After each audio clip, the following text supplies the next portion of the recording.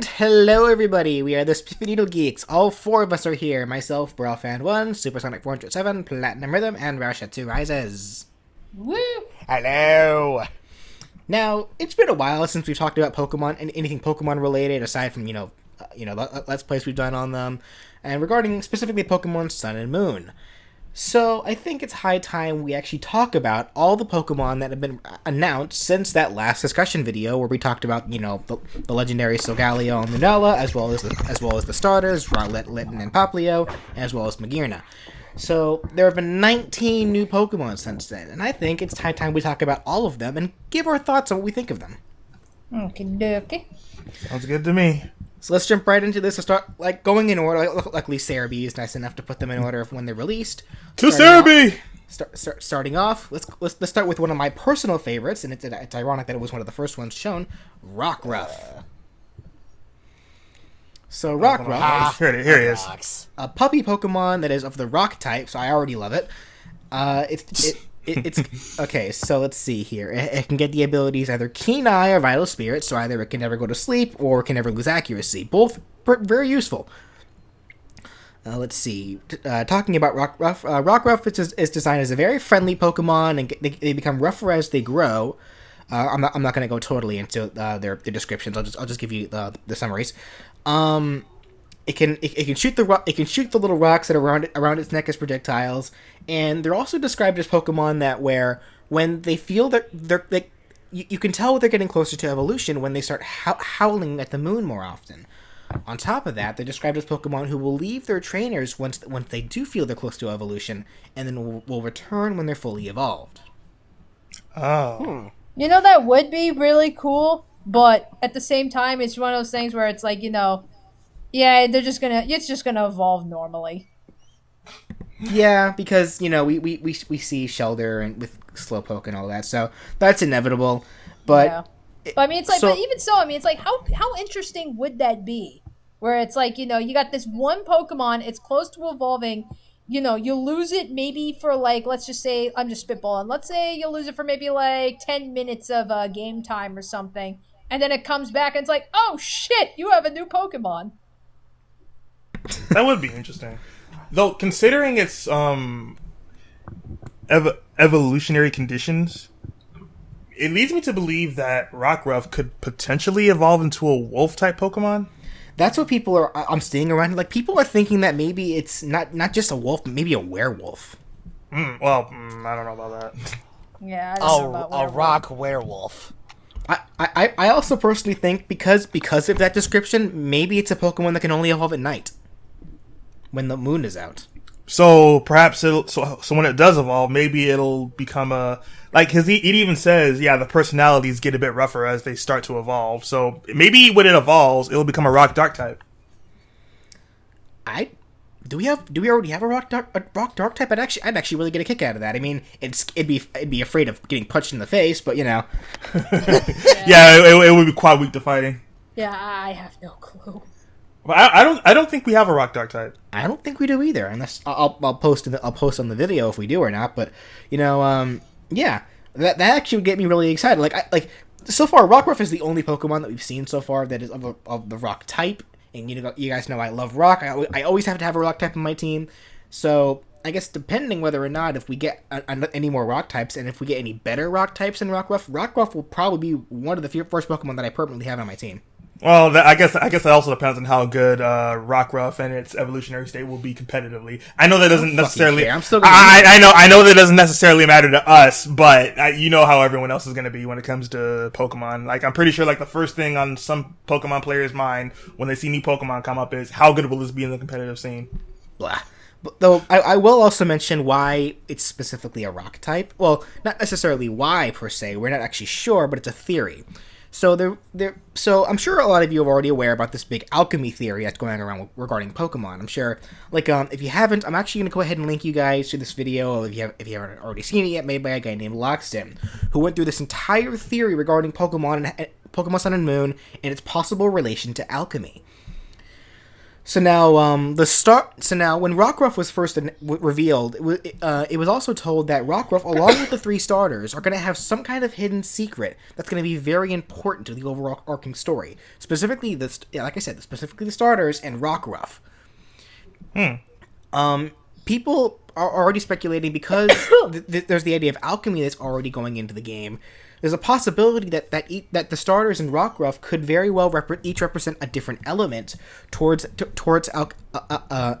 alchemic, I guess material needed regarding. I guess I'm not exactly the best at alchemy. If my girlfriend were here, she'd be exploding with all this information because she's a full metal alchemist nerd. But I guess to get to the point, so like Rowlett represents salt, Litten represents sulfur, Poplia represents mercury, and Rockruff represents lead. That's why it's a rock. Huh. Now Rowlett being salt, leaves are a part of like Loxton explained it pretty well. Leaves like grass, can be seen as a part of the earth. Salt is a part of the earth. Sulfur is typically seen with fire. Mercury is something to do with water, and lead is just a type of rock. So there you go. Right. Makes sense. That also makes me curious. Like I did also come up with my own little speculation theory. If something that is seen a lot in alchemy is the idea of turning lead into gold. So now, you think when it evolves, it's gonna become like a golden dog? No, wait. Actually, you know what? I wouldn't be surprised if the shiny form of Rockruff was actually a gold color. Maybe either that or possibly that rock when it does evolve, it has something to do with gold. Though that does make me curious, because gold typically represents more of a sun thing. If it was silver, which is more of a moon thing, that'd make more sense as well. But it also describes Rockruff as a Pokemon that houses the moon and such. So it's weird, but that's just something personally that I think would be a really cool attention to detail if they went that far. That is, if of course this whole alchemic theory is true. Which, to be honest, I'm sure I've already posted a picture. You know what? I'm not sure if I've shown you guys this picture yet. Here, let me show you the picture. It only shows the starters.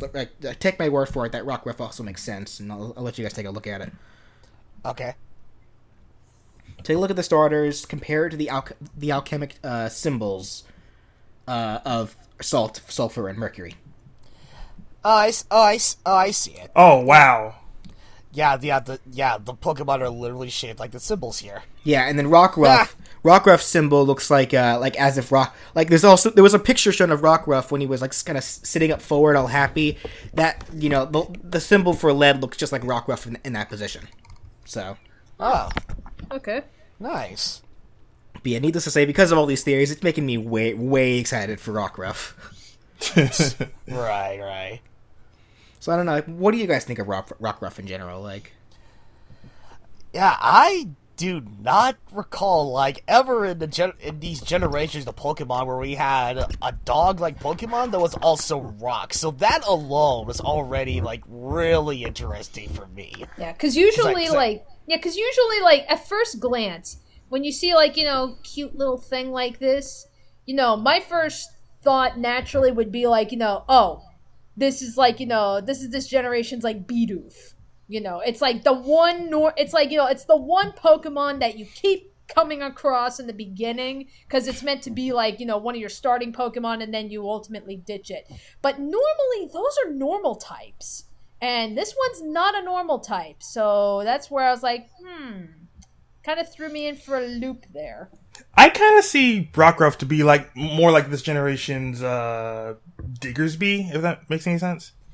Oh, Bunnelby, I'm sorry. That's what I meant to say, Bunnelby. Bunnelby, maybe, I was thinking more so Fletchling, maybe. Or Minccino, perhaps? Yeah, well, it was seen as a commonly around Pokemon, but it was also kind of just around as well. Yeah, I mean, it's hard to say. The reason I compare Rockruff to Fletchling is because it's one of those Pokemon you meet in the starting route in the very beginning, and if you play Pokemon games constantly, you think Pokemon that you see in the beginning route aren't that very good. But Fletchling, when it evolves into Talonflame, or to Fletchinder and then Talonflame, becomes a godlike Pokemon, especially in the competitive scene. So I can see if it has Gale Wings. Well, yeah, but it's a good Pokemon regardless. And I don't know, Rockruff, considering what it will evolve into, and considering what we've just what we speculated so far, it seems like it could be one of those Pokemon, just one of those starting Pokemon you meet in the beginning route that can end up being very good depending on its stats, its abilities, all that good stuff. Yeah. All right.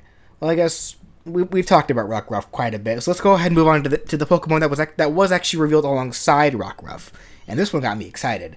Meet Komala, a koala Pokemon. Blinky Bill. Komala is a normal type, and it has the ability Comatose, which is a brand new ability. Comatose makes it so that the Pokemon that has it can only be affected by the status of sleep. It's immune to all other statuses. So it can't be burned, it can't be paralyzed, it can't be poisoned. Nope, only put to sleep. But that being said, Komala itself, as described in its description, is actually already always asleep. Like you never actually see it woken up. Like somehow it's able to eat, travel, and battle while still asleep.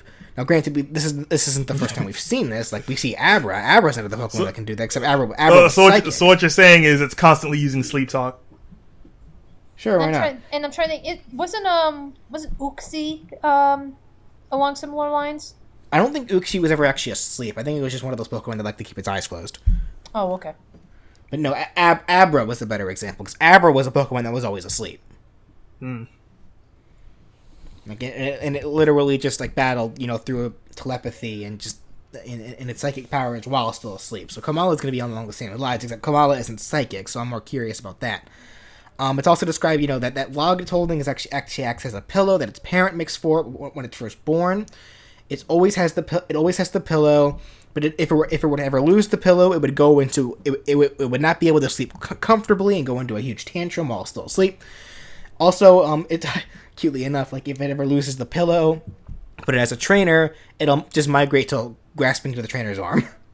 Oh, god damn it! That's adorable. He's clinging onto your arm as a pillow. Now, I find this interesting because, as a koala, as this Pokemon is also another really smartly designed Pokemon, because koalas are lazy fuckers. They're always asleep, and they're always sleeping just holding on the tree trunks, so... So are sloths, to be fair. What? Yeah, I was gonna say that. Yeah, so are sloths. Well, true, but, I like koalas more. Okay. You're not wrong. I agree. Fair enough. Koalas are more badass. I've actually been wanting a koala Pokemon for a long time. I'm probably not going to use it on my team, per se. I don't know about you guys, but, I guess I'll have to wait and see its evolution, if it even gets an evolution. So I'm sure it will.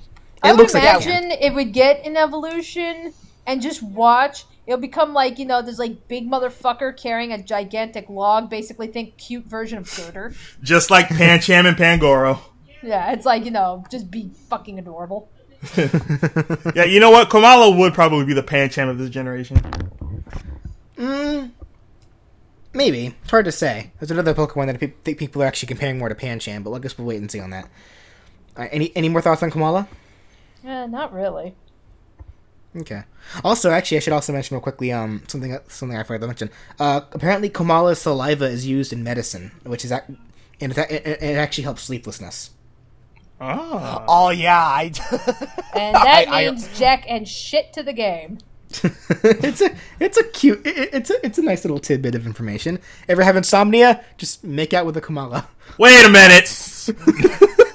Whoa, okay, I wouldn't go that far. I would just say just wait till the saliva drips from its mouth, put that in, I don't know, some juice or something, drink it up, and then boom, you'll have a much better time sleeping after You know that. what? It's not any... what BJ said, I'm sure DeviantArt and Tumblr have already grasped onto BJ's You know what? idea and ran with it. It's not any weirder than what was it? Daramaka's dung being really hot and people shoving it into their clothing to keep warm in the cold. Oh, okay. Wait, what? Okay. Yeah, that's a thing. Let's move on. That's a Pokedex entry. Just saying. No. I'm not saying I wouldn't believe you. I would definitely believe that because this is the goddamn Pokedex we're talking about. Yo, speaking of the Pokedex, you know what? I'll get into that as we move on. Alrighty, so moving on to the next Pokemon, which is there were 3 more Pokemon that were revealed at E3 during the Nintendo Treehouse event when they were showcasing the gameplay live. Yeah, we did kind of like talk about these during our E3 discussions. Well, now I want to give my thoughts, though I did kind of give my thoughts during my live reaction with Pikachu. But regardless, so on Cerebee's list, first off is actually a Pokemon that I'm actually really looking forward to, and I really want to add it to my team if I can't find anything better. Pikipek, a woodpecker, normal flying type, with the abilities Keen Eye, which means it'll never lose accuracy, or Skill Link, which is the ability that makes it so that if you're using a move that hits more up to 5 times, it'll always hit 5 times, which makes sense for a woodpecker. Pearl, well, of course. Yeah, so it describes Pikipek, pretty much being a woodpecker. It can strike 16 times a second with its beak. It's apparently it's strong enough to shatter stone. The noises it makes can signal others, and it's pretty much is also like other birds. It stores food. It stores food as it pecks it. Also describes it as being able to attack with seeds. So more than likely it's gonna be able to learn Bullet Seed, which if it has Skill Link, that makes sense. Right. Bullet Seed, Fury Attack. I don't know what else. Rock Blast, maybe. Well, I don't know if they can drill through. Well, I don't know. Let's just be brutally honest. Probably the main reason why anyone gives a shit about Pikipek here is because it looks like Pearl. I didn't want to make the joke, but that joke has been made 1,000 times. I know. I mean, it, and that's probably why we give a shit about it. I didn't want to make the joke in this video, but I guess you know what, Danny. I never actually made the correlation. You never saw that? Looking at it now with the design of its feathers on its hair, yeah, I can see it now. Oh my god!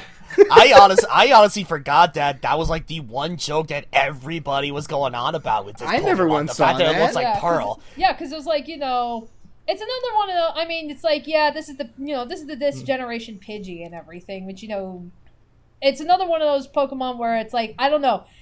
For me, it's like, those kinds of Pokemon, be it like the Pidgeys and such, like, I start off with them, but, maybe like halfway through the adventure, I end up dumping them for, like maybe a different flying type or, something to better fill out my team. So I really don't anticipate myself using Pikipek, but, just the fact that a lot of people made that connection. They were like, oh my god, it looks like Pearl. So it's like, well, now you've given people a reason to use it because you just had to make it look like something from Steven Universe. If we get Pokemon that look like Garnet and Amethyst, then done. Fucking done.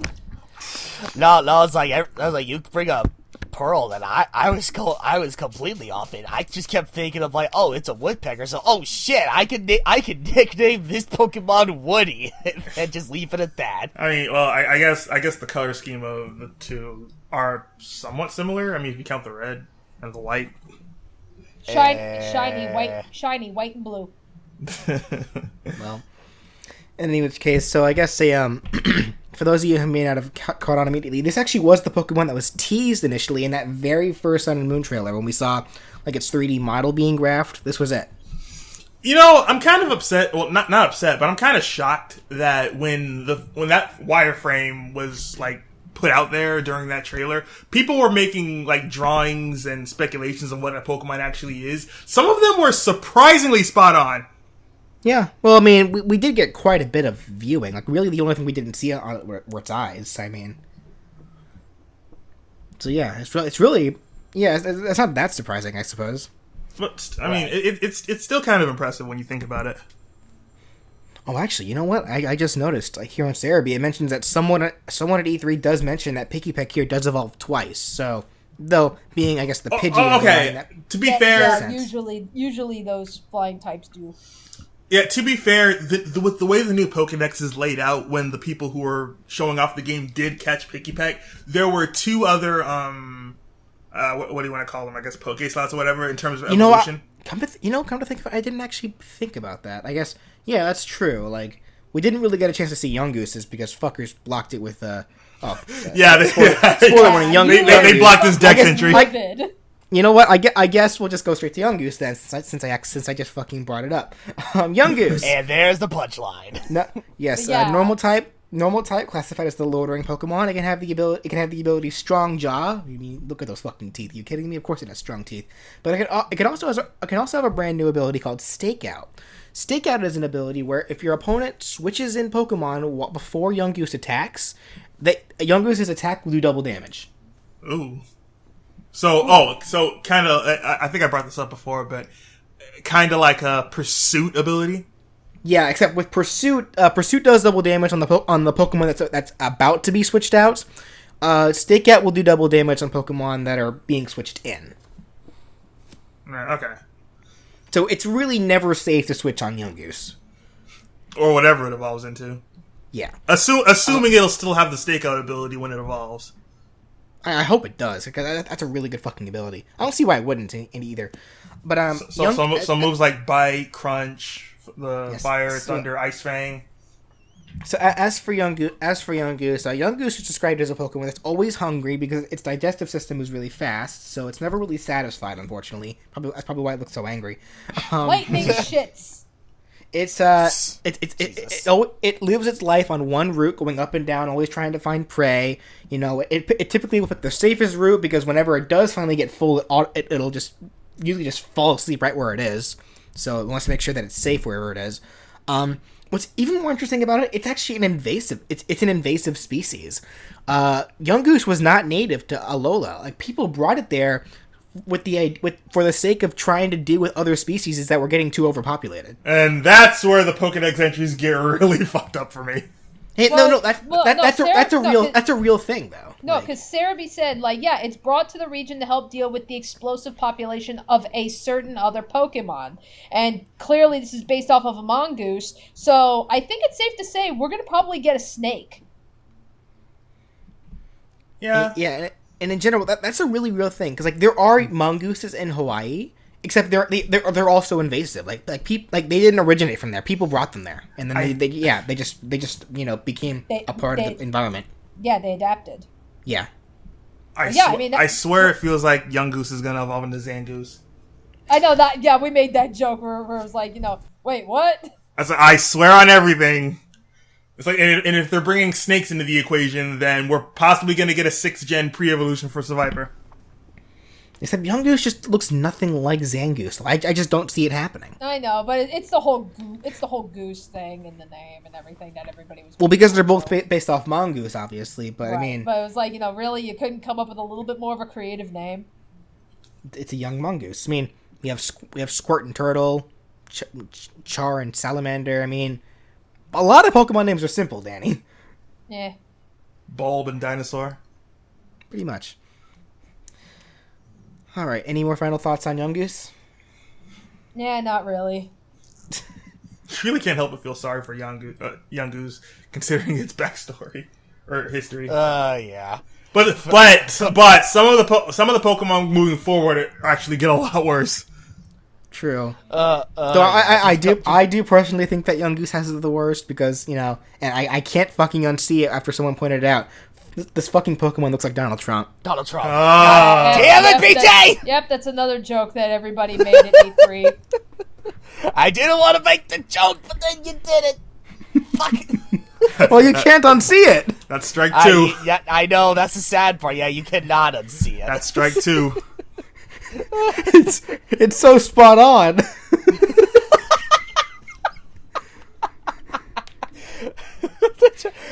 Oh, god damn it. I'm waiting for strike 3. It may not be in today's video, but there's going to be a strike 3.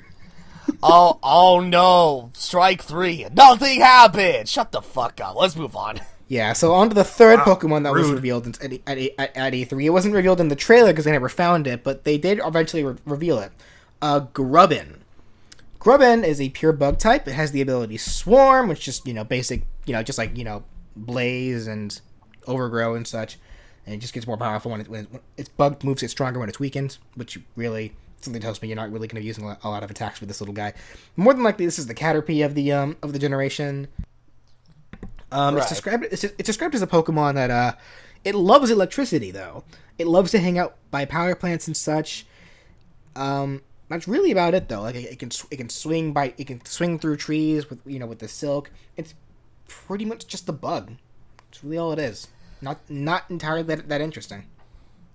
Well, yeah. Also, it's like considering that in the description it says this bug Pokemon loves electricity. I'm surprised it's not also considered electric type as well. Well, we'll get into that in a second. Not yet. Yeah. Oh, not we'll yet. actually go ahead and move straight on through that. Actually, since Grubbin itself is just not that interesting. And that is really, until it evolves. The bulk of what we can actually talk about does come through its evolutions. Because later on, when we got a huge Pokemon dump with a lot of new Pokemon, we finally get to see what it evolves into. First, it evolves into Charjabug, which looks like a battery, like one of those D cell batteries. It's literally called the battery Pokemon.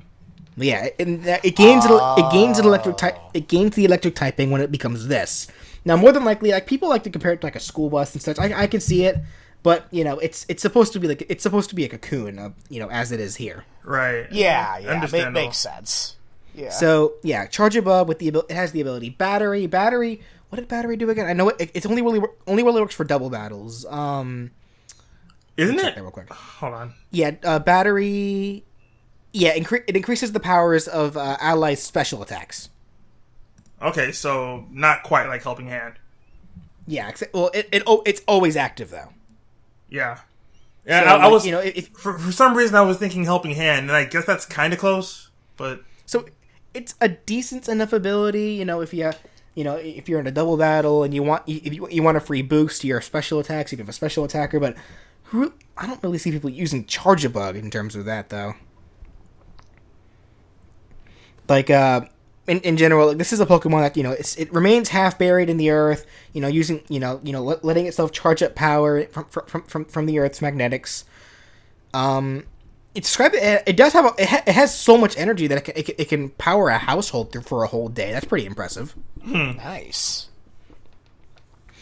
But it really gets fucking interesting when Charjabug evolves into one of the most badass motherfuckers in this generation so far, Vikavolt. Or Vikavolt. I'm actually not sure how you would pronounce this. Vikavolt? Fucking eyes. English language. Close enough. Tomato. I'll just call it Vikavolt. Vikavolt, bug electric again. It's a stag beetle with the ability Levitate. So there goes that. Well, even though I think being half bug actually neutralizes the ground, but regardless, it's immune to ground attacks. It's a Pokemon. It has really good air maneuverability. It's described to be very fast. I hope they actually translate that into its stats. What Vikavolt likes to do is it actually likes to pick up Charjabugs into its wire-like arms, and use the power from Charjabugs to power up its own attacks for some extra firepower. But then it'll just drop Charjabug if it needs to go really fast. So. Rude. So it's possible that for like a double battle that Vikavolt might get like extra like stat boosts or something specifically with having Charjabug next to it. That would actually be pretty cool. It never really said anything about that, but I do like how I forget the name of this tool, but Vikavolt does look like one of those what are they called? They're like clamps that you put on that you literally clamp to batteries like through wires and such. Lost it. You know what I'm talking about? Yeah, right? I know what you're talking about, but I lost the name. Yeah, I really like Vigavolt's design. It's such a cool looking Pokemon. I know exactly what you're talking about. I strongly agree about how the design looks. Yeah, for an insect Pokemon that revolves around electricity. Yeah, this particular design fits this Pokemon really well. Granted, we do, and I know I'm definitely keeping an eye on it because it's like I've been interested in the bug types. It's just for whatever reason, maybe it's just my luck or whatever. I don't know. It's like I'm really hard pressed to find any half decent bug types that isn't Vespiquen or Heracross. So it's like Pinsir and Scizor. Please give me a little bit. So we got to get some more awesome bugs because it's like this one especially with it being a dual type and everything. It's like I'm trying to think. Bug and electric. What are its weaknesses? Fire. I was actually about. I was rock. Fire. It pretty much has the bug weaknesses: fire, rock, Actually, no, it resists flying because of the electric typing, so that's out. Yeah, not resist, it's neutral to flying. Yeah, so fire, rock. That might be it, actually. Fire and rock. That's actually not bad. Not bad at all. I'm probably forgetting one, knowing myself. But Bug Electric isn't a new typing. Like we had Joltik and Galvantula. Right. But I really hope that Vikavolt is good because people are comparing it as the Butterfree or the Beedrill of this generation. I really hope it doesn't end up that way. Okay. To be fair, bug types, like all bug types in general, really have a tendency of evolving very quickly, and the Butterfree family or the Beedrill family are really no different. So and that's what had me concerned at first, considering I was thinking, oh, we're gonna get Vikavolt at a very early level because that's what bug types are known for. They're known for evolving early, and then I noticed that it gets Zap Cannon as an ability. Unless your name is Larvesta. Oh yeah, that fucker took a while. Yeah. Anyway, but then I noticed that it gets Zap Cannon as a move, so it's like, kind of okay. This Pokemon might actually have some power behind it in the future. Yeah, I'm still curious on whether or not it's a special attack or a physical one. Zap Cannon is a special attack. Well, I know that, but just because it can learn Zap Cannon doesn't mean it's necessarily a special attacker. Oh, that's what you mean. Okay. Huh? I just noticed something actually. What? Vikavolt's Japanese name, Kuwaganon, that when I hear that name, I think of Boomerang Kuwanger, and the two really, if you compare them side by side, is kind of uncanny. Well, they're probably based off the same bug. Well, yeah, I'm sure they are. Beetle. I mean, even Digimon, Kuwagamon, right, based off a stag beetle. Oh, okay. I just thought that was cool. Yeah. Alright, so let's move on to the next Pokemon, and this is definitely one of my girlfriend's favorite Pokemon, Drampa.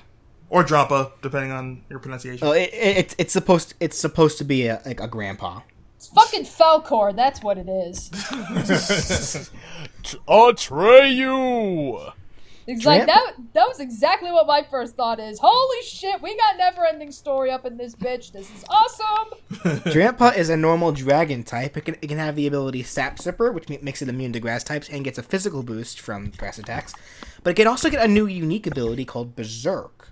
Oh god. Berserk is an ability where when its health reaches below half, it gains a special attack boost. Oh shit. So Drampa are classified as Pokemon that they typically live in the mountains at 10,000 feet above sea level. Except the food that they can't. The berries that they prefer to eat are typically berries that are that grow below the said mountain. So they're always traveling down the mountains every day just to eat food, even though they like to live at the top of them. But they're also described as dragons that are really fond of children. And you can typically find Drampa at schools or parks where children play and watch over them and play or play with them themselves. I'm getting some big Pete Dragon vibes here. It's getting me excited. It's also just oh god. It's typically described as a very docile Pokemon. It's very friendly. Except it's also described as a Pokemon that if anyone were to hurt the children that they're watching over or trying to protect, it will go berserk. Okay. Some Pete's Dragon motherfucking shit going on here. I remember Gaijin Goomba doing a video about Drampa, getting into a lot of deep history in regards to what Drampa is based off of and how it's actually really uncanny how similar the legends are between. I forget what he referred to it as or what he called it or what it was called, but if you you guys should check out that video when you have the chance. It's actually really surprisingly accurate, and it's very interesting to hear the history behind it. Yeah, I don't think I've actually seen that video yet. Yeah, you should. Alright. So any more thoughts on Drampa? Nope. It's one of the. I remember Drampa being one of those Pokemon where a lot of people when they saw it for the first time they were like, "What am I looking at? What is this? Why is it in my Pokemon game?" And then all of a sudden, I guess to be fair, the same thing could have been said for a lot of the new Pokemon that they released in bulk, and a lot of people. Everyone does that for every Pokemon that comes out ever. That's nothing new. Well, I wouldn't say every Pokemon, but I guess I get what you're saying. Yeah, I mean it's just funny how quickly everyone's attitudes changed once the days went by. Yeah, I'm still trying to decide whether or not I want Drampa on my team, but I know I really like it. So moving on to the next Pokemon, and this motherfucker, I'm still fucking confused about. How Brucius? Yeah, Brucius. I'm thinking Brucius. Brucius. I'm thinking so. Yeah. Water psychic type with either the abilities Strong Jaw, so another Gnasher like Young Goose over there. Probably, I want them to have a teeth off, and then but it can also have an ability called. It can also have a really fucking broken ability called Dazzling. Dazzling is an ability which makes it so that if Brucius is on the field, first priority attacks are fucking nullified. Quick attack, Aqua Jet, Bullet Punch, they ain't happening when Brucius is on the field. Fuck. Let's see. Brucius is a Pokemon. It's obviously a fish. Describe it. It's actually pretty feared in the water. Like they're predator fish, but they also they like to burrow themselves under the sand, only leaving, I guess, what's that thing called? What's it say there? The protuberance. That antenna on its head. That antenna emits psychic power, which typically will typically leave most people around it with really bad headaches, or if it amps up the power, possibly make them fall unconscious. Brucius is a Pokemon that it likes to gnash its teeth a lot, so typically if Pokemon hear that, they know to flee because there's a Brucius nearby. The antenna also acts as a radar for it, so it can sense prey while it's buried. Fun fact, apparently lifeguards like to let Brucius kind of like hang around in swimming areas to keep other Pokemon from coming near it, because apparently, I guess Brucius doesn't like people. I don't know, if I saw this thing swimming by me, I'd swim the other fucking way. So Brucius is like the Basculin for this generation. Depending whether or not it evolves or if it has a pre-evolution, we're not sure yet. Well, I would imagine it would evolve, because my first thought is I don't know, to me this looks like this could evolve, and especially now that you bring up the whole antenna and everything, I mean, just imagine this thing evolves into something like a viperfish. A viperfish? Yeah, viperfish are fucking horrifying. Well, Brucius here is based off the triggerfish. Hold on. That was something that became obvious and confirmed. Hang on a second. Yeah, it's do a Google search on viperfish. Yeah, I'm on it. I'm on it. Yeah, Jesus Christ! Imagine that thing. You are not kidding. Oh my God! Scary motherfuckers. Yeah. Oh, wait a minute. Wait, I've seen this before. Yeah, if Bruxish or whatever, if a rainbow fish over here somehow does evolve and evolves into something based off a viperfish, then it's like, okay, now we have a potential party member. Huntail, is that you? Yeah, You I know mean, what? considering That how looks more like Huntail. Brucius looks right now, I don't know. I highly doubt if it evolves it would look like this. It's a bit too creepy for my liking. Brucius' design, on the other hand, it's like, oh, okay, it's a bit menacing, but it is ridiculously funny to look at. This viperfish looks straight up terrifying. Yeah, just slap a rainbow gradient on it. God damn. It still wouldn't. It's like, God. please let this evolve into a viperfish. Oh God. Huntail, is that you? Oh God. Oy. Let's move on to something less creepy and more cutie. Clever segue. Yeah, being said, Cutie Fly, Bug Fairy type. It can have the abilities Honey Gather or Shield Dust. Honey Gather is a useless battle move, but just lets you. It can sometimes find the item Honey, which can be used for hordes or slathering trees if that's a returning feature. I kind of hope it is. You can also get Shield Dust. What did Shield Dust do again? It protected against certain types of moves, I believe. I'm trying to remember which ones though. It's immune to the secondary effects of attacks. Okay. Which is pretty good. Very tiny though. Let's see. Cutie Fly can detect the auras. Oh yeah, that's right. This is a Pokemon that can also detect aura. So it's like Bug Lucario. Well, oh God. Except it uses that aura tracking for finding flowers to gather nectar and such. Because apparently flowers give off the same aura as humans, and more specifically, Cutie Fly, a Pokemon. Apparently, when humans become excited or like sad or really happy, apparently their auras become very similar to flowers, and that'll cause a cutie fly to start buzzing around you. Which I think, honestly, I don't know if I'd become. I think I'd get really annoyed by that very quickly. Well, if it's like how flies are attracted to smells, then yeah, I would understand what you mean. Cutie fly, I can't concentrate on this exam with you hovering like that. So, cutie fly reacting to stress. Good lord. Oh god.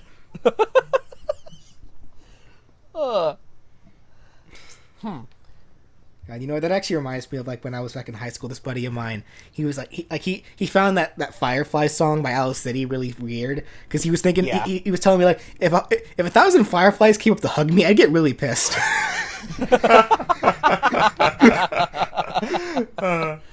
It's like, get off of me, Jesus. It's gross. Yeah, there's really not much else we could talk about Cutie Fly about. Like, you guys have any more thoughts about this guy? Not really. Yeah, there's not much else we really know about it. I mean, yes, it's adorable looking, but other than that, it's like, eh. I thought this was going to be this generation's Flabébé, but then another Pokemon later down the list. Which went real today. Yeah, 4 inches tall. Like, I actually have a ruler next to me. Yeah, Cutie Fly is really fucking small. Yeah. Well, how small is Joltik? Joltik? Yeah. Ooh, shit. Let me check that. Yeah, that's like, does Joltik have competition for smallest, cutest bug? I'm pretty sure Flabébé is still the smallest Pokemon in existence. Flabébé, I believe, is actually the smallest. Let me check. Let's see. Joltik. Okay, so it's 4 inches. Hang on. I've got a ruler around here somewhere. Well, I do too. Like it's around the size of my fist. Okay. Here we go. Joltik. That's still a pretty big bug, all things considered. Joltik actually is also 4 inches tall. Flabébé is also 4 inches tall. Just got a lot of 4-inch tall Pokemon here. the 4-inch family. That needs to be drawn now. That's a sitcom waiting to happen. That needs to be drawn now. I'll probably draw them at some point. And ironically, they'll end up bigger in the file than they will in real life. Well, all right. Well, moving on. Next up is this generation's Pikachu, Togedemaru. Well, probably like I guess the first of 2 generations of Pikachu. So we have an electric steel type with the ability, which could have the ability Iron Barbs or Lightning Rod. Both really good abilities. I'm excited for this Pokemon, yet at the same time I'm disappointed. Yeah, because we can't have a generation without another Pikachu clone. Yeah, but here's the thing. It doesn't evolve! And we know it doesn't, because if we learn anything from Plusle, Pachirisu, Emolga, Dedenne... it doesn't evolve! And it's a steel type! No surprise whatsoever. That would be the biggest fucking plot twist, though. Hey, give it a Thunderstone. What? Pachirisu, Dedenne, and Emolga just like in the background. What the fuck? I'm gonna find a way to make Togedemaru the most powerful thing in Pokemon. Well, it's interesting because looking at it and with its abilities, it can either be really good physically defensive, or it can be like a decent special attacker. That being said, so Togedemaru is a roly-poly Pokemon. That thing on its back, it's not actually a tail. It's actually more of an antenna, believe it or not. It uses that antenna for drawing in electricity to get to power itself up and such. When it feels threatened, it can pulsate needles from its body like a spike ball. For when it sees prey and such. Typically, a group of these guys will be found in areas where there's thunderstorms and such. Gather around to make themselves one giant lightning rod for a group charge. Okay. That's really about it for Togedemaru. I will say it's definitely... Well, I don't know, actually, because each and every Pikachu clone have been unique in their own way. Pachirisu was a squirrel, Emolga was a flying squirrel, Dedenne was kind of the closest was a field mouse, but it went back to the mouse trait. So now we're sticking to the mouse. But what kind of mouse is this? It's a fat one. It's a fat prickly one. It's a fat prick. Wait, that's rude. Don't be rude at Togedemaru. Well, I guess, yeah, Russell, you seem to be the one that's most excited about it because it's a steel type. Like, I love rock, you love steel. Like, yeah. It's like, I'm hoping in some way, shape, or form, it'll be, I guess we'll just have to wait and see, like, how much I can put it to use in game. But this was one of the Pokemon I was really excited for before somewhere told me, or something told me that it couldn't evolve. So I was like, oh, it can't be used properly. But I guess I mean, it can still be used. I'm sure it can be, but I guess we'll just. Like, there's probably going to be things that are better than it, no doubt. But we'll see. Yeah. All right, well, moving right along to this next Pokemon, which I'm actually really excited for. I'm digging this one too. Yeah, Salandit, a very unique typing of poison and fire, both very aggressive types, and it gets the awesome ability of corrosion. Corrosion makes it so that Salandit can now poison everything, even Pokemon that are immune to poison to begin with. Poison types, steel types, Pokemon with immunity, you ain't safe against Salandit. Nice. Yeah. Wait, you said Sand. You are royally screwed no matter which way you approach this thing. You are gonna get poisoned. BJ, you said Salandit. Salandit, whatever. It's supposed to be like Salamander and Bandit. I know, yeah. Okay. Well, that being said, BJ, with this poison fire typing, what are its strengths and weaknesses? Oh. Quad weak to ground, weak to psychic, weak to rock, weak to water, weak to dark, weak to ghost. It has stick. No, why was I thinking psychic? No, it's not. No. Ignore me. Psychic, ground, rock, water. What else is poison weak to? I think that's it, actually. Isn't it just Earth? I already said or you said psychic, right? Yeah. That might be it. Yeah, maybe. Okay, that being said, it's a decent amount of weaknesses. It also does look really frail. It looks like it can evolve, maybe. I'm sure it can evolve. It just seems like one that can. I do like its descriptions though. Like, it's a Pokemon that it's very dangerous to be around. It emits a lot of toxic gas. It emits it by burning oils from the flame on it from the red spots on its tail and lower back. Yeah, that part can emit fire, and that's where a lot of the gas comes from. Okay. Apparently, the smells. I guess maybe in large overdoses they can be deadly, but like mostly, they smell sweet, so it can attract prey. But anyone that does smell it for too long will become really dizzy, and apparently, Salandit can release. Apparently, female Salandit in particular can release pheromones, which can attract any Pokemon or any human. And it can put them under a type of, like, I guess, mind control type deal. Oh, God. Yeah, that's how powerful the pheromones of the females are. Those devious motherfuckers. Yeah, the female Salandits can control people's minds. Oh, God. Fuck. I'm so adding this Pokemon to my team. Well, I guess here it says specifically males. So. Right. It must be like an estrogen thing that it releases, like that specifically targets testosterone. Yeah.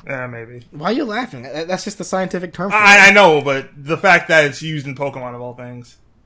Well, I mean, Pokemon can get pretty deep with its scientific. Yeah, I know. We just talked We just talked about making out with Pokemon and Pokemon shit. Like, mind control sweet farts, that's nothing. Well, that's what I'm still getting. All this is. I'm still getting used to all this. Alrighty then. Well, like, I guess, Danny, you said you were most excited for this guy. Like, what are you looking forward to with it? Like, I think it was because that poison fire type. I mean, it was. I think that was what really caught my interest. I mean, it is a cool design and everything, but that's where I was thinking, like, wait a minute, have we ever had that typing before? Nope, this is the first. Yeah, so that's where I was just like, oh, this could be interesting. Because, like, I don't actually dabble a whole lot into the poison type. I mean, it's kind of like, I understand, like, poison definitely has its uses and everything, but I haven't really, like, used it or anything. So it's like, if this is the kind of Pokemon that actually ends up, like, evolving and becoming, like, pretty decent and everything, then it's like, hey, this could probably be, like, the first, like, major Pokemon that I use that happens to be a poison type. Yeah, it's like, just imagine how dangerous this Pokemon is on switching. Because, like, most people, you bring in a toxic user, oh, let me switch in my steel type or my poison type to eat that up and waste their turn. They switch that in on Salandit. Nothing is safe from this guy's toxic. Like Heat Train's getting poisoned. Ferrothorn's getting poisoned. Caesar is getting poisoned. Muck's getting poisoned. Like, fuck. Yeah, you get poisoned, and you get poisoned. Everybody gets poisoned. Yeah, I really do hope that Salandit can evolve, because, like, one thing that it's also described here, it's not a strong Pokemon at all. It's not. It mostly survives based on trickery and how clever it is. Yeah, so this definitely looks like it will evolve. I hope it does. Your first forms are usually weak. I really hope it does evolve, and I hope it keeps that corrosion ability too. Right. So we'll see. Oh yeah. All right, so moving on. So this next batch of Pokemon are Pokemon that I guess were officially revealed today, though we do have a few, or two in particular, that were revealed a little earlier. Yeah, they were, like, leaked, I guess, if you can call it that. Yeah, through Korokoro, which is normally where Pokemon are leaked first when they are leaked. Mm-hmm. So starting off with Beware. This Pokemon scares me. Yeah, normal fighting type with the abilities Klutz, which Klutz means that whatever hold item that it's holding doesn't have any effect. Or it can have the ability Fluffy, which is the new ability, which works like Fur Coat. It takes half damage from all physical contact moves. Unlike Fur Coat, though, it does gain a weakness to fire.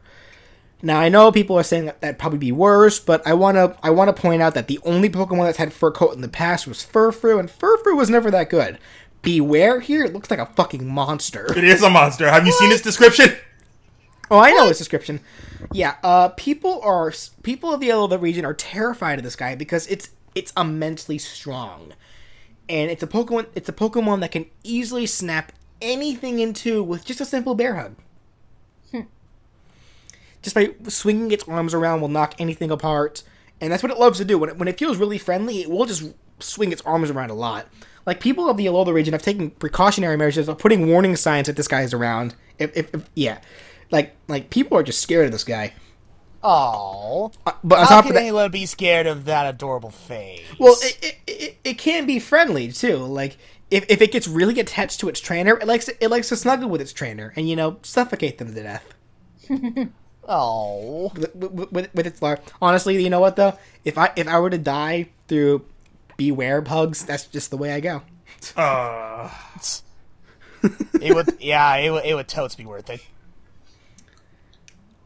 So what I found most interesting is, you look at this guy and you think, oh, it's a Pancham and stuff like that. This motherfucker's 6 feet tall. Yeah, he's pretty big. Yeah, that's another reason why I would not have any problems with having this Pokemon on my team. I mean, we're pretty much the same size. All we gotta do is just hug it out before we get into a massive battle. before all your fucking ribs get crushed. It's just anyone. I think I'll be fine. Anyone that has Beware, they say that you need to, like, train it to, like, control its strength, because it's just naturally a huggy Pokemon. So you need to, like, tame it to, like, learn how to control its strength and not get too crushy.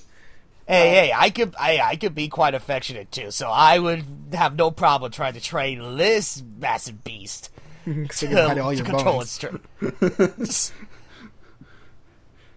So I guess I don't care. I still have one. Yeah, what are you guys' thoughts on Beware? I love the name, by the way. Like, it's so fucking clever.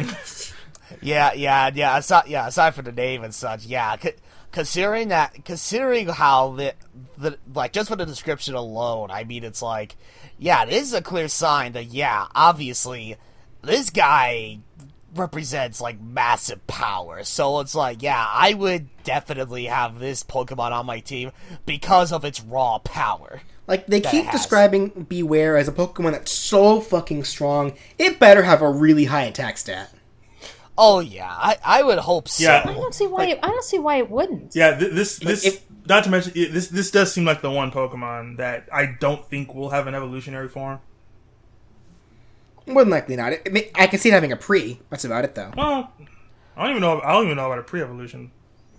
Like, if this Pokemon's attack stat isn't more than 130, I will call foul. It's like, you lied. This is well, like 130 max or 130 base. 130, it's base attack stat. Okay. 130 attack minimum. Or one. On top of that, with the ability Fluffy, like, I guess depending on what its special defense is, this thing will more than likely be a really powerful tank. Yeah, maybe. I can see it. Like, in terms of weaknesses, it's like the lovable giant.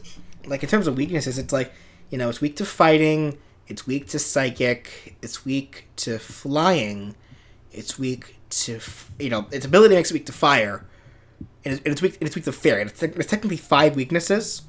Though, really, with the ability Fluffy, that neutralizes most fighting and flying moves, so it's fine there.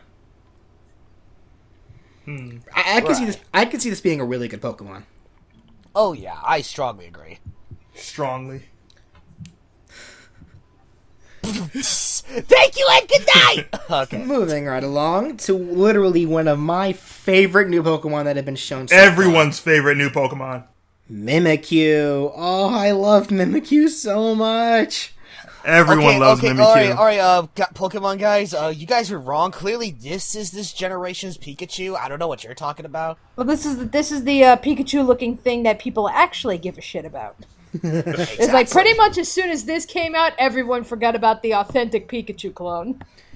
So, Mimikyu yeah. is a ghost fairy type. That's already a really unique typing, and I believe it only has 2 weaknesses. That being, it's weak to poison. Is it? No, I think ghost actually neutralizes poison. It's weak to steel, isn't it? Yeah, it's weak to steel, and it's weak to, I think, not dark, because it's fairy neutralizes dark. I think ghost. Steel and ghost is what it weak to. Yeah, provided fairy isn't resistant to ghost, which I don't think it actually is. Forget if it does or not. Let me double check that. Shit.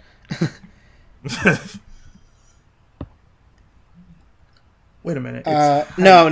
Oh, never mind. No, fairy doesn't resist ghost. So Okay, so it's weak to steel and ghost, which really aren't too common attacks. So, and it has an awesome ability called Disguise. Disguise is pretty much like a like an automatic substitute. The moment Mimikyu is thrown into battle, it nullifies all damage from the first attack that it takes. Then its Disguise breaks, and then it just fights normally from then on out. Effectively, it always has free. The first time it comes into battle, it always has a free switch in. Huh. Nice. It'd be good for Pokemon that have moves like Focus Punch or something. Yeah. Hell, if this thing can learn Focus Punch, oh fucking hell. I doubt it can learn Focus Punch. That'd be some shit. That'd be or bad. if that'd be badass though. If something it can evolve into, maybe. Who knows? Yeah. Holy fuck. and the cloth will be Raichu instead of Pikachu. Oh, you know what? Everyone's hoping for that. But yeah, I guess to explain the cloth. So Mimikyu is a Pokemon that it actually cannot handle the sunlight. It'll actually grow weaker and fall ill if it stays in the sunlight. It's always staying in dark places, and that's why it's always covering itself with this cloth. And on top Speaking of ill, on top of that, if anyone were, there's a rumor or a myth. We're not really sure if it's true or not. But if anyone were to remove said cloth, they fall under a mysterious illness. So now, why the cloth looks like Pikachu? Mimikyu learned, like after 20 years, that Pikachu is in fact a very popular Pokemon, and there's lots of merchandise around it. And Mimikyu itself is very lonely. Like, it just wants friends. So it purposefully makes its cloth look like Pikachu for the sake of trying to get attention and friends, because it knows everyone loves Pikachu. Oh, that's so sad. I want it. I want to be its friend. I will be its friend. I will too. I would too. Oh. Oh. I just love it so much. I like how they kind of, I don't know if you consider it breaking the fourth wall, but they're going out the whole 20th anniversary of Pokemon and the whole Pikachu being the mascot and everything. Yeah. Being why the cloth is a thing. I kind of like how they went around breaking the fourth wall with that one, kind of. Yeah, that very much was pretty clever. Very much self-aware. So it's like, as you can see, the really its true face is actually on the belly. You see those two small dots on its belly. Those are its eyes. We can see it. We can kind of catch a small glimpse of the blackness underneath the cloth. So, you know what? If something tells me if we were to remove the cloth, it would look like an in-training Digimon, to be honest. Maybe. Though it's like it does have it can release these really long claws that can go out quite a bit. So who knows what it looks like? And honestly, wait! It's got claws. Yeah. Huh. I will. Maybe you can learn Shadow Claw. Well, it can learn Slash, so it'll probably be able to learn Shadow Claw. Here, I'll send you a picture. Hold on. Oh God. Yeah. And and then to the left of it, you see that's just the cloth by itself. And it looks like it just found some kind of stick or something to help resemble a tail. Yeah. Right. It's like, oh no, the eyes. Don't be a sinister Pokemon, please. I want it. Just wants friends, Russell. I know it does. How is that a sign of being sinister? Have you not It's seen just an innocent little thing who just wants some friends. I know it. I know it wants friends, and I will gladly be its friends. But the eyes give off a sinister feel, and I don't want that. Well, the eyes and the belly, yeah. I do like the drawing of the Pikachu face. It literally drew that itself. It's like the face of the Pikachu. I'm sorry, I see that and I think, oh shit, we're getting some creepy pasta territory. No, fuck that. It's cute and adorable, and I want it. Actually, I'm not saying that's a bad thing or anything. No, that's great. That's a good thing. Actually, this description has me thinking about something. What? It says Mimikyu's Pikachu-like appearance is due to its disguise ability.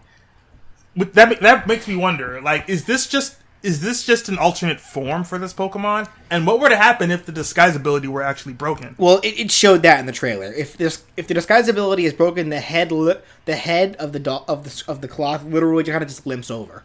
That's it. Oh, okay. And then that's literally just it. Like, unless they're not showing something else to it, but like, yeah, all we know is like when it's a signification that I guess the cloth can't be used anymore. Like I'm wondering if that's only while it's in, if it can only be used once per battle, or only once while it's out, and then it refreshes when he gets switched in.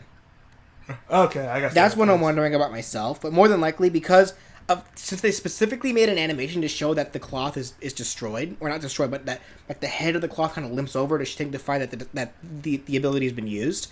More than likely, it can only be used once per battle. I guess. Which would make sense, because you know how busted that would be if you can literally just let it take a hit, switch it in to something else, and then fuck. That toxic stalling, Perish Song stalling. Are you kidding me? Yeah, that's understandable. Yeah.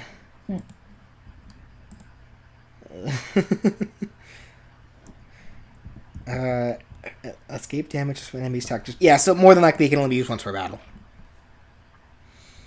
So once it's used once, it can't be used for the rest of that specific battle, and you have to wait till the next battle to use it. Yeah, all right, that makes sense. Like it'd be way too broken otherwise. So, any more thoughts about Mimikyu? I want one. I want 3. I want 10. I want a plush of this to be made. I'll take 10.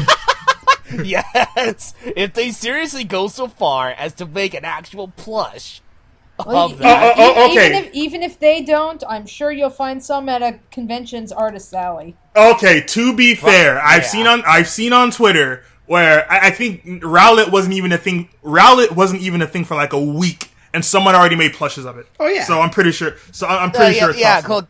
Well, considering that the Pokemon itself is like a circle or whatnot, I can only imagine it won't take that long to make a plush of a circle-like Pokemon. Actually, well, I'm just saying, like Mimikyu's will probably be a official plush, if not handmade by somebody else, really soon. And you know what? Come to think of it as well, not even a fucking day after Mimikyu was first leaked in CoroCoro, someone made a fucking amiibo of it. A custom amiibo.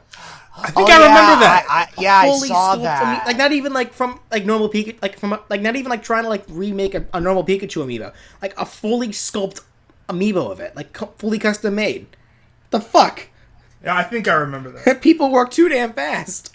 And I want that amiibo, by the way. God damn it. Just wait till they post it on eBay for a charity or whatnot. Then it's okay, I'm sold. That does have me wonder if Pokemon Sun and Moon sometime in the future will have amiibo compatibility. Like if not for all the other amiibos that have been made, then specifically for the Pokemon amiibo that's out already, and maybe they'll even make some Pokemon amiibo specifically for this game. Right. God forbid there ever be the day where they make amiibo for every Pokemon. My wallet. Okay. Bank account. Okay. Let's not go that far. More than likely, they would just be amiibo cards. Yeah, kind of like Pokemon cards. Well, Animal Crossing, I was alluding to, but or that, I guess. Regardless, so I guess that's it for Mimikyu. Bye, Mimikyu. I'll see you in November when I have like 6 of you on my whole team. Anyway. That's gonna be the Little Cup team right there. Just a whole team of Mimikyus. Well, depending whether or not it can evolve. It can't be Little Cup if it can't evolve. Well, fair enough. Anyway. Or you could just use the the pre-evolve forms only. Well, either way. Okay, so next Pokemon, Wimpod. It's a horseshoe crab, and this is the first time we've seen a horseshoe crab, and I get a kick out of horseshoe crab, so this is pretty cool to me. It's a bug water type, and it's described as a very cowardly Pokemon. Its ability is Wimp Out, which plays kind of like an eject button, where if its health gets below half, if it's a wild Pokemon, if it's wild, it'll just run away. If it's on your team, it'll switch itself out for something else. Aww. I guess Wimpod would be good for Nuzlocke runs. You want to save it, maybe. So Wimpod is described as like I said, it's very cowardly. It always runs away from anything that moves towards it, or even the slightest of noises. They're very flighty. They'll always run to everything. Typically, they'll also release these toxic fluids in the water where it is, like that give off a distinct aroma to alert others that there's danger. In which I imagine, because it's so cowardly, it probably does that very often. Possibly. However, it's also a curious Pokemon, so despite it being so cowardly, if something's standing still, it will approach it. It's also described as a scavenger Pokemon. Like, it'll typically eat anything that it finds on the ocean floor. It also likes to collect shiny objects and garbage. So he's a bottom feeder. Yeah, so typically this Pokemon will it's kind of like a natural cleaning resource for the ocean, but it is also a target for certain greedy people at Pokemon, like Murkrow, for example, because it does like to collect shiny things. So like people at Pokemon will target it, specifically trying to get those things from it. Mm-hmm. Of course, because it is such a coward, it's more likely to run away if it does see anyone trying to come after it for its stuff. Yeah. This is my stuff. So when I saw this at first, it's probably not, because we haven't gotten any confirmation of it or not. But I thought this was going to be like a fossil Pokemon. You would think, considering that it was like a trilobite. Well, not really a trilobite. It's a horseshoe crab. A horseshoe crab. Yeah, it's a horseshoe crab, which those have been around for a long time as well, though. But they're still around, so probably not. Plus, it's not half rock, so unless they suddenly decide to deviate from that, which I doubt they would. But yeah, I thought it was I thought it was a fossil. More than likely, it's not. I do think. Shit! What? I just realized.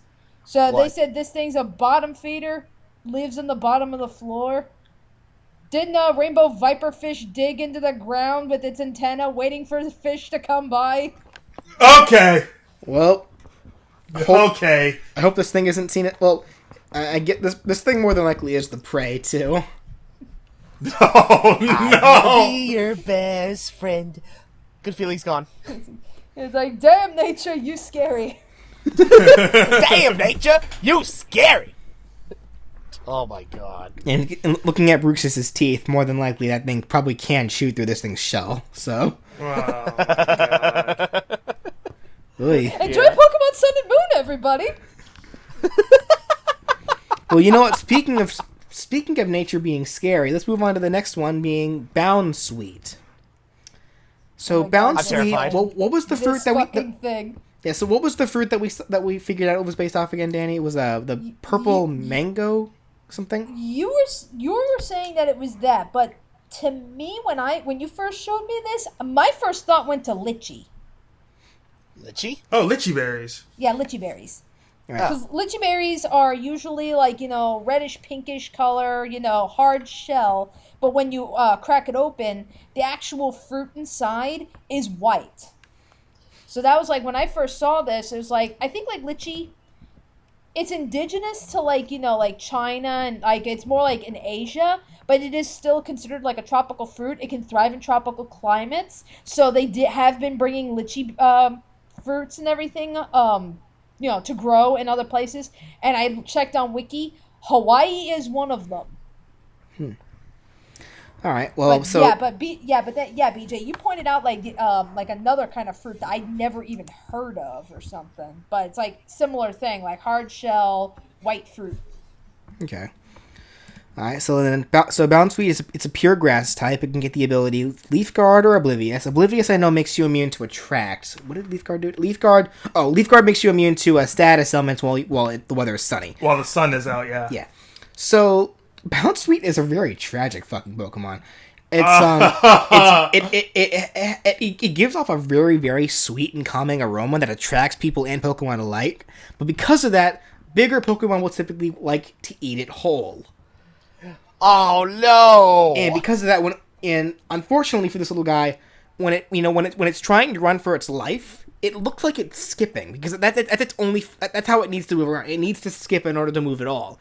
So because of that, because it looks like it's always joyfully skipping, even when it's running for its life, it still looks like it's not in any danger. So people will typically ignore it, thinking it's just having a good time, pretty much mitigating all help it can receive.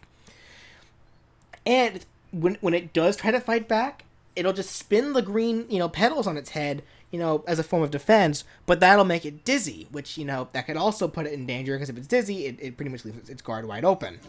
This motherfucker is probably on the verge of extinction. Oh, god damn it. That being said, it does also describe that Bouncweeds are typically Pokemon that people will let, humans will let into their homes because they do smell sweet, and they don't mind them kind of just living there because they kind of act as like a natural, home, air freshener, yeah. So something tells me if this Pokemon needs to survive, it needs to be domesticated. Yeah. Mm-hmm. Oh, god. Yeah, because God forbid you try to go to a smoothie parlor or whatnot. This is sweet. What's this made out of? Bouncweeds. Oh no! You know what? I'm laughing too because Pikachu, she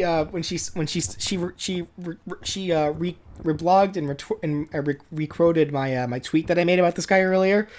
Let me see what she said about it. Hold on a second. All right. Because it was. Let me just say, my girlfriend is fucking sadistic. Oh fuck. She said, next, imagine biting into a fruit, it just starts screaming and there's blood everywhere. How can you tell if that was fruit? How can you tell if that was blood? For all we know, that could be just fruit juice. Oh god. It's still its bodily innards. Oh, poor. I hope you evolve, Bouncweed. That's your only way to survive. Well, actually, now that I think about it, if it does evolve, because I'm thinking back to was it the Cherub? Yeah, Cherub. Yeah, because it's like it started as berries, but then it evolved into like this like cute little flower thing. Cherubi, so so I would imagine it would have an evolution. Now, wait, no, wasn't Cherubi what it goes from lychee berry, I don't know, but. Well, actually, wasn't the other way? Wasn't Cherubi the berries and Cherum the petal? I think so. Yeah. But even then, it was like, Cherum was one of those Pokemon where it was like, a lot of its abilities, I mean, it was clearly made to be in, like, double battles. You try using a Cherum, like, in a solo battle, it was going to get its ass handed to it so easily. Yeah, it would. So it's like if like this Leaf Guard, like you're saying, is where it's immune to status effects as long as like the sun is out and everything. So then it's like you need stick this in a double battle with something that's got sunny day, and that's where you can probably take advantage of that ability. That's what a lot of people will do. Like they'll stick it in with with Ninetales or Charizard Y. Right, but I mean, if that's indeed the direction that this is going, then it's like, yeah, that's probably the only reason why I think people would ever use this thing is, they would use it for double battles. Well, if it evolves, we'll see what it evolves into, and then maybe it'll get a better ability then. We'll see. Okay. All right, so moving on to this generation's Flabébé. Comfey, I guess you can say it. It's a posy picker. It's a pure fairy type, and it gets the abilities. It can get the ability Flower Veil. What did Flower Veil do again? Oh, that prevents the lower. It's the same. It's the same ability that Flabébé got. It pretty much prevents your grass type Pokemon, ally grass Pokemon from getting their stats lowered. But what's even better is this Pokemon's unique ability, Tri-Edge. Tri-Edge is a really good ability that gives Comfey double priority if it's using a healing move, meaning that it'll always go first if it uses a healing move. And we can't, and it's confirmed that it knows Synthesis. So, there we go. And let's see. Comfey is described as a Pokemon that it likes to pick flowers and put them on its long, slender tail, which is that blue stem-like thing you see there at its tail. And yeah, it'll go around, and it likes to give the flowers to people that it's fond of, and also it secretes an oil from its body that the flowers absorb, and it gives the flowers a very soothing fragrance. Another Pokemon that I'm noticing. You know what? I'm noticing there's a lot of Pokemon here in Alola that have to do with smell. Yeah, I've been noticing that too. Going back to look, let's see. Let me look. Sandalits, Wimpod, Bounsweet. I think there's a few others, but it gives off a soothing smell. Apparently, Pokemon centers and hospitals like to keep Comfey around there because the scent that it gives is almost like, really refreshing, and it's good for the healing process. Right. Oh. It's also a Pokemon that, if it feels threatened or attacked, it'll just throw the flowers that it has at it and use that opportunity to either attack itself or flee. That being said, more than likely this thing's gonna flee because, like Flabébé, it's also a 4-inch tall Pokemon. No. Oh, a little 4-inch Hawaiian lei. That is so adorable. Yeah. I see Comfey as a Pokemon that would, like, if it, like, suspend reality and say that it didn't like being in a Pokeball or it prefers to be outside of a Pokeball, it would just, like, it would just act as a flower tiara on its trainer's head. I was just... Put it on on someone's... It would go around your neck. Because that's what the exactly. Yeah, I was thinking. Either if not on your head, just wear it around your neck. Yeah, because that's what this is. It's clearly based off. It's based off of the lei in Hawaii. Right. Yeah. I'm saying the head. I'm just saying the head, considering how small it is. That is true. Yeah. So because this is clearly like another Flabébé. It has it better off than Flabébé because clearly, as I said there, it throws the flowers when it feels endangered, so it doesn't actually need the flowers to survive, whereas Flabébé literally needed its flowers in order to have any energy at all. But so more than likely, something tells me it can learn Magical Leaf. Well, I hope so. But because this thing does remind me so much of Flabébé, more than likely this thing will can probably evolve twice as well.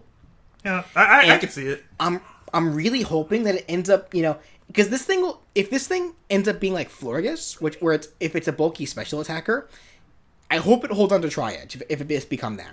Because if it's a really bulky Pokemon that can take a lot of hits, even if it's slow, with this ability, if it can keep healing itself at the beginning of the turn, it's gonna be impossible to kill. Give it leftovers too, just for insurance. God damn! And you know what else? It says specifically heal moves. So would that work on moves like Heal Pulse? Like if you're in a double battle, could you heal your partner at the beginning of the turn? Maybe. I'm curious about that. If this thing can even learn Heal Pulse at all, it looks like a Pokemon that can. Well, we'll see. I don't know, Danny. This may, depending on how this Pokemon ends up, I think this may end up being the Pokemon that replaces your Florges. Probably, yeah. All right, so moving on to the at least the final Pokemon that was revealed today, anyway, at the time of this recording, Mudsdale. This Pokemon is insane. I love this Pokemon. Fucking Rastafarian Eeyore looking motherfucker. Wait a minute. Hell yeah. So Mudsdale, It's a horse with dreadlocks. it's a pure ground type, and it can have the ability Own Tempo, which means it's immune to confusion, or it can get its new unique ability, Stamina. This ability is fucking what's one of these busted fucking abilities, by the way? Stamina makes it so that if it's attacked at all, doesn't matter if it's physical, special, whatever. If it's attacked, its defense rises by 1. Oh wow! So now, so this is gonna be like a defensive tank. Yeah, so imagine like in double battles, fucking use double slap on it, like with your own Pokemon or some shit. That's like if you like skill link double slap or skill link like any attack, like any multi-hitting attack that is guaranteed to hit 5 times or even beat up or something like that.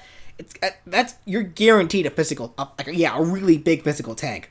I wonder about its special defense. Like maybe it could be purely physical, but regardless of such, Mudsdale is known. It has a very powerful body and an emotional fortitude. That's why I called it an Eeyore looking motherfucker, because nothing bothers this thing. Like it cannot be agitated at all. It's just very docile and very passive aggressive. It also, no matter how much trouble it's in, it never really calls for help. It always just deals with everything on its own.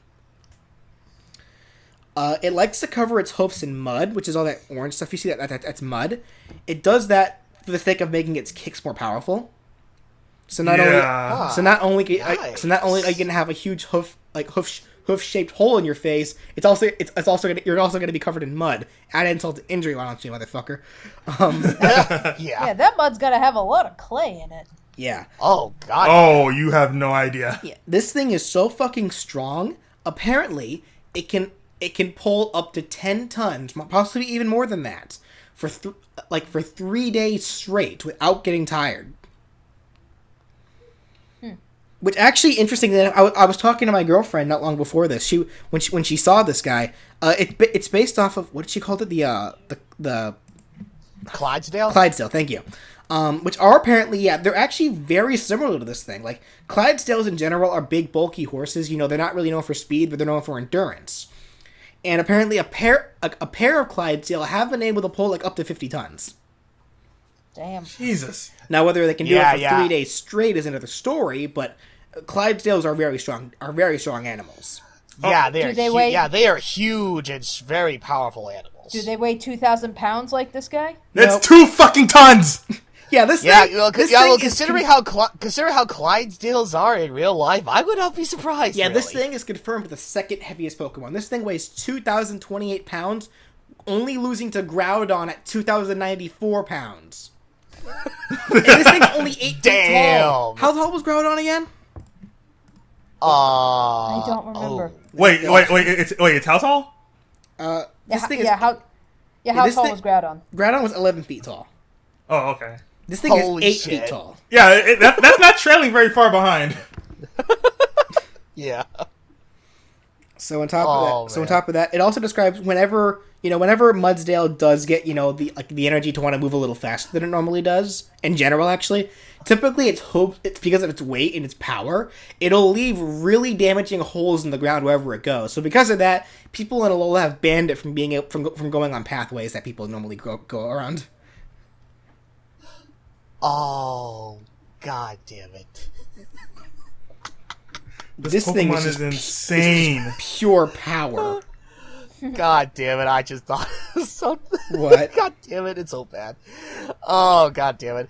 Now, I'm just imagining, cause I remember, seeing, see these horses in those commercials, so now it's like, oh, god damn it. Now, I'm just waiting for another goddamn Pokemon commercial or whatever that's like those Super Bowl commercials with the Clydesdales. So you see all of these Muddales. And it's like, hey, all right, here, have some Budweiser. I'm like, motherfucker.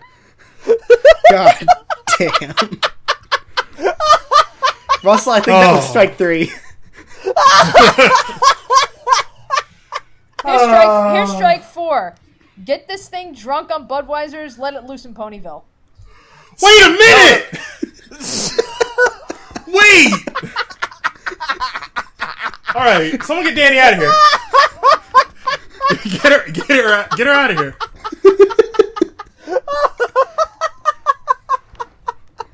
Oh god, don't you know Budweiser is magic. Oh god. Oh, Pokemon God, Sun and Moon, ladies and gentlemen. I fucking love this Pokemon so much. Rastafarian Eeyore looking motherfucker. Oh man. Alright, We haven't even talked about the new move that it exclusively learns. But it can learn a new move called High Horsepower, but we don't actually know what it does. Like we only saw a glimpse of it in the trailer where it showed like, yeah, this motherfucker likes to turn on and just fucking kick you with its back legs. It's already painful fucking enough from a normal horse. So imagine it from this guy. Yeah. So I guess we'll see in the future. Right. Oh boy. Anyway.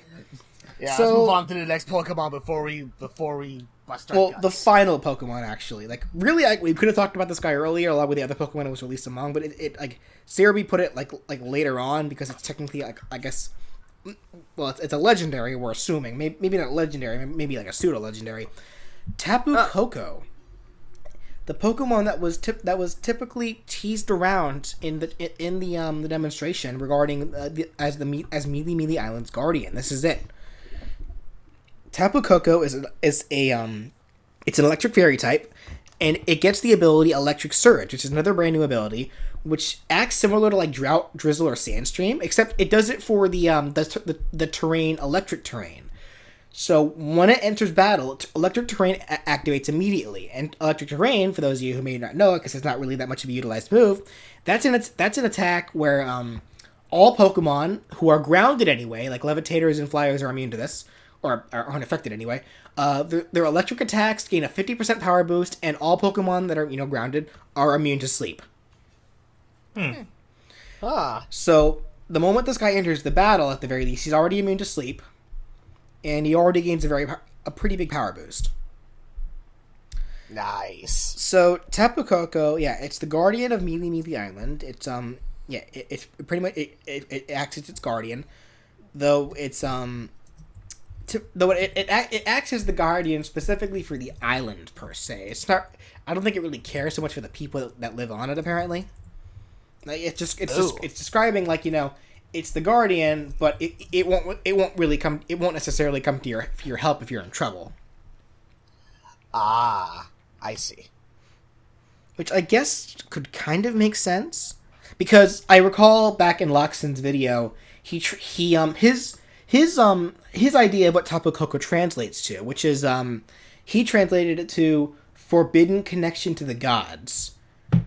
So more than likely this is a Pokemon that I guess typically won't bother itself with the people per se, but will protect the island, like watch over it like a god would.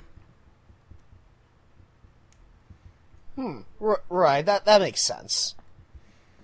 Let's see. It also describes it as being very curious. Let's see. It also appears to enter this form. Yeah, so it does have I guess what you can call a different form. Like it can close the shell, the weird shell wings that it has on its arms around itself to make some kind of shell or some kind of cocoon, I guess.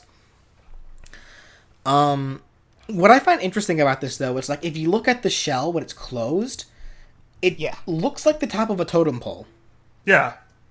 Yeah, you know what? I was thinking the same thing. Not so much from the shell, but just from his face alone. Yeah, it's kind of like Tiki, so on a totem pole. Yeah. So I'm thinking maybe more than this is obviously the most Hawaiian Pokemon we've seen as of yet. I'm thinking because obviously there more than likely will be 4 of the Guardians for each island. So more than likely they're when their masks are closed over them, they can probably stack on top of each other to make a totem pole of some kind. Yeah, that would be pretty cool. So, yeah, any more thoughts about this guy? Any theories around what his role in the game might be, or what do you think of him in general? It's really hard to kind of center theories around this Pokemon as compared to what we were to come up with for Solgaleo and what was the other one's name? Lunala. So I don't know. Yeah, I would. Yeah, I mean, it's I would say something about what his reasoning would be in the game or whatnot. But yeah, as of right now, I don't think we have too much info on the guy himself. So yeah, just like what Brandon was saying, to me, yeah, it's kind of hard to say, really. No doubt he'll be story important. Well, yeah, story important, sure. Yeah, I mean, it's like, yeah, I know he'll be story important, but like, in what way, of course, besides just being the Guardian and whatnot. Yeah. Oh, well, I guess, quickly to end things off, we did learn a little more about Solgaleo and Lunala. They're not necessarily, they're the emissaries of the sun and the moon. Like we mentioned earlier, we know about, the whole alchemy, references that because Solgaleo more than likely represents alchemy, Lunala more than likely represents astrology, which, the two go kind of hand in hand. Yeah, we know a little more about that. We do know a little more about Magearna now, how it's possibly a Pokemon, it's a machine with a Pokemon soul bound to it. If I were to give the best example, Alphonse from Fullmetal Alchemist. Right.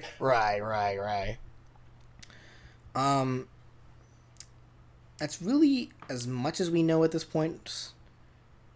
We know it gets the ability Soul Heart, which makes it so that whenever any Pokemon that around it faints from whatever reason, its special attack goes up. That's pretty good. Right. But oh well. So I guess that really about does it. So, any final thoughts about any of the Pokemon?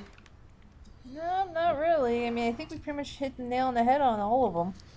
I'm just still liking a lot of these new Pokemon that were revealed. Yeah, all these Pokemon, including legendaries and starters, we're at 25 Pokemon. That's already almost a third of what Kalos gave us, and we're still 4 months away from the game coming out.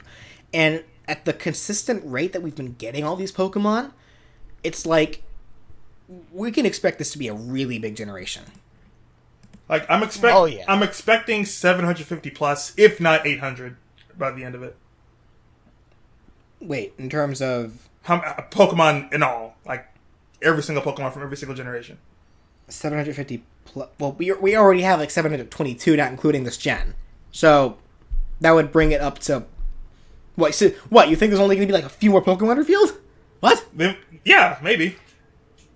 It's not like they've. Well, I'm expecting at least 800 by the time this is all over. Like I said, if not 800 by the end of it. Is what I'm saying. Yeah, not 750. No, I said 750 plus, if not 800.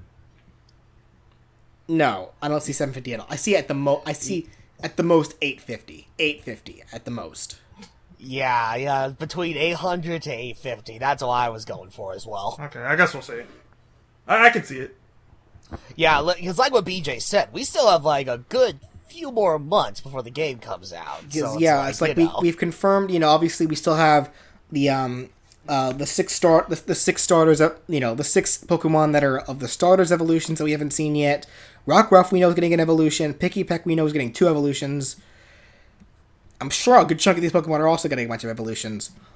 Also, I will also say I did see the leaks or the rumors regarding the Pokemon's final evolutions. I'm not going to bother talking about it here for the sake of this video not getting taken down. But, I just know I am aware of it. And if you can find a picture of it, you'll be hard pressed to at this point, since Nintendo's been taking them all down. But, I'm aware of it. So, there's that. But I guess... Oh, god damn it. What? You know how earlier during this discussion that we were going on about Mimikyu possibly getting a plush? Yeah? It happened, didn't it? It did. Show me. Apparently someone posted on Twitter, on Etsy, someone posted a Mimikyu plush for sale for $75. God fucking damn it, I hate life. Retweet it. I hate life so much. Retweet it. Retweet that shit right the fuck People down. do not understand. Retweet that shit, Ryan, right now. I did. Oh my gosh. Oh, god damn it. It's ugly as hell and I want it.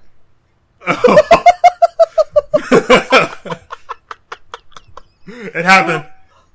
Wow. Not even an hour. An hour into this discussion when we made this claim. I fucking hate life.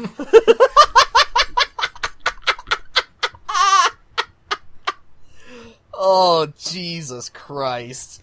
Good night, everybody. Good night, ladies and gentlemen. Until next time, everybody.